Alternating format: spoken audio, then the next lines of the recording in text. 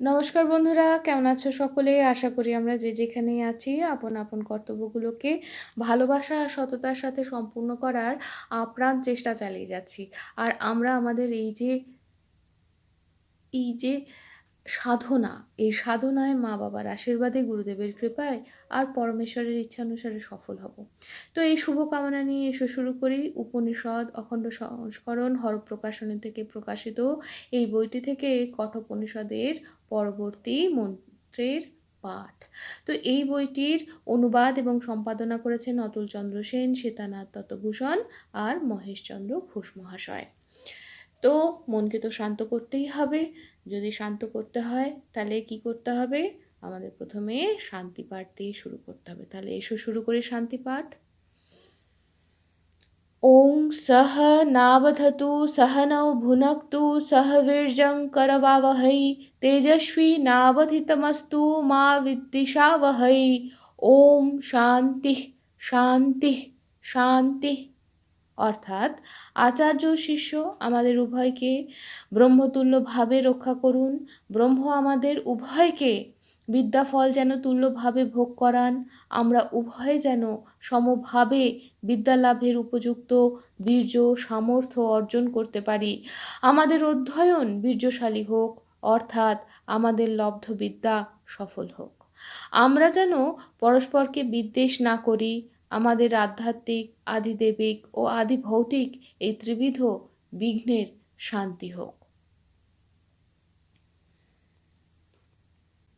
এতক্ষণ পর্যন্ত বা এতদিন পর্যন্ত আমরা যা জেনে এসেছি তাতে আমরা জেনেছি যে নচিকেতা বাজশ্রবস মুনির পুত্র এবং সেখানে তার যজ্ঞের জন্য তিনি যে গরুগুলোকে দান করবার জন্য বেঁধে রেখেছিলেন তাদের অবস্থা দেখে নচিকেতার মনে এতটাই বৈরাগ্যের উদয় হয়, মানে সে শেষ পর্যন্ত বাবাকে গিয়ে জিজ্ঞাসা করতে থাকে যে বাবা আমাকে কাকে দেবে।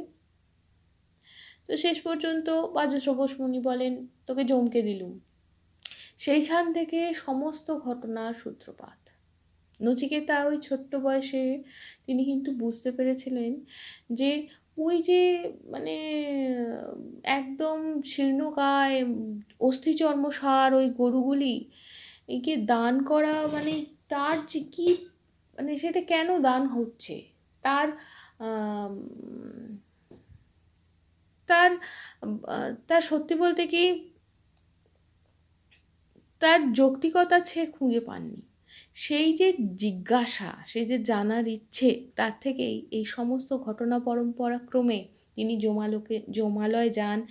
সেখানে অপেক্ষা করেন 3 দিন 3 রাত্রি নির্জলাভাবে এবং শেষে যখন যমরাজ তাকে 3টি বর দিতে উচ্চেষ্ট হন, তো সেখানে তৃতীয় বর স্বরূপ তিনি আত্মজ্ঞান লাভের জন্য প্রার্থনা করেন বা বর চান। প্রথমে তো দিতে চাননি, পরে যখন গুরু দেখলেন, মানে যমরাজ যখন বুঝলেন যে এ শুধু অগ্নিবিদ্যা লাভেরই উপযুক্ত নয়, এর এর আত্মজ্ঞান লাভেরও উপযুক্ত, কারণ যতই লোভ দেখানো হোক কিন্তু ওই যে বলে না ভবি ভোলার নয়, সেই ভবি ভোলেনি। তো তখন শেষ পর্যন্ত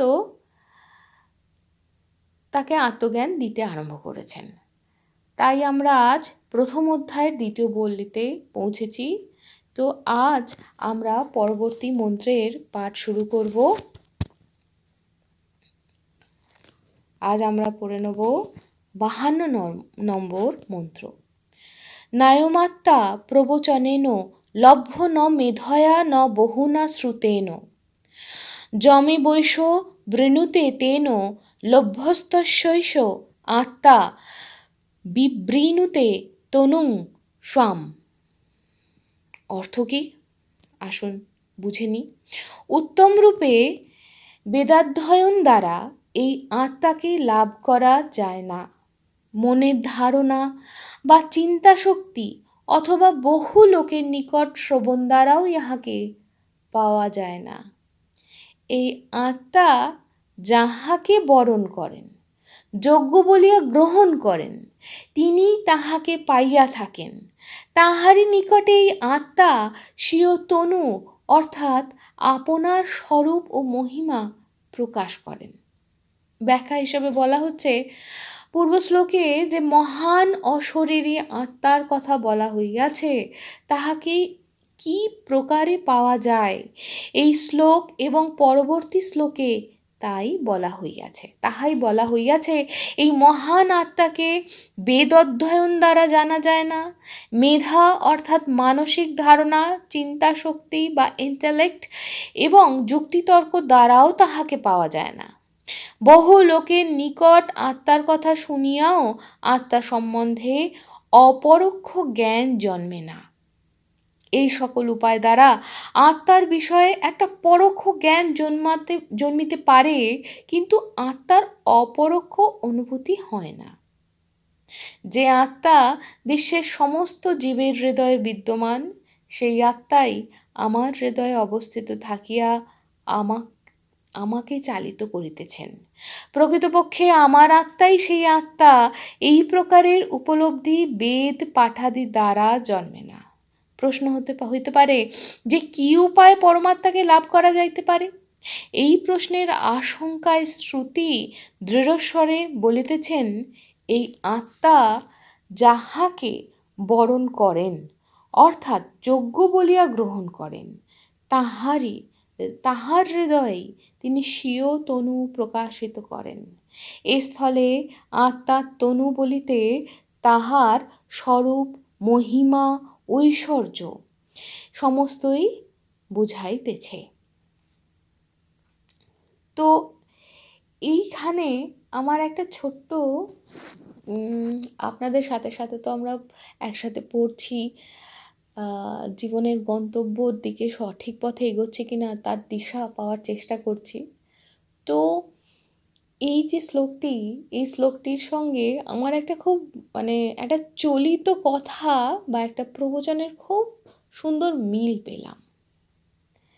যে বলা হয়, ঠাকুর যখন কাউকে ডাকে তখনই সে তার দর্শন পায়, গুরু যখন কৃপা করেন তখনই গুরুর মানুষ দেখা পায়, মা বাবা যখন আশীর্বাদ করেন তখনই আমরা তাদের সেবা করার সুযোগ পাই। মানে তিনি না চাইলে হয় না। চণ্ডীতেও কিন্তু তাই বলা রয়েছে। ওখানে মাতারানী, আমরা যে নামেই জানি তাকে, বলা হচ্ছে যে এরকম বলছেন যে আমি যাকে তিনি যাকে চান তাকে রাজা করেন, যাকে চান তাকে যাকে যা পদ দেওয়ার তিনিই করেন। তো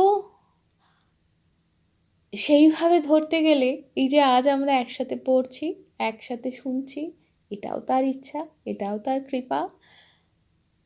আশা করব তার কৃপায়, গুরুর আশীর্বাদে আর মা বাবার প্রেরণায় আমরা সঠিকভাবে সেই তাঁকে চিনতে পারব। সেই চেনা, ওই যে বলে না, রসগোল্লা খেলুম কিন্তু কি যে স্বাদ বুঝতে পারলাম না, বোঝাতে পারা যায় না। যে খেলো সে সত্যি কিন্তু একটা কথা দিয়ে প্রকাশ করার চেষ্টা করছে মাত্র, কিন্তু তার মানে এই নয় যে সত্যি সে শব্দ দ্বারা সেই স্বাদকে বোঝাতে পারে। তো আজ এই অবধি। আশা করব জীবনের চলার পথে সত্য আর ভালোবাসা দিয়ে এগিয়ে চলতে চলতে সেই সত্য শিব সুন্দরকে পেয়ে যাব বা নিজে তাই সেটা রিয়েলাইজ করতে পারবো, তাই তো? তাহলে আজ এই অবধি, আবার পরে দেখা হবে, একসাথে শোনা হবে, একসাথে শেখা হবে। টাটা।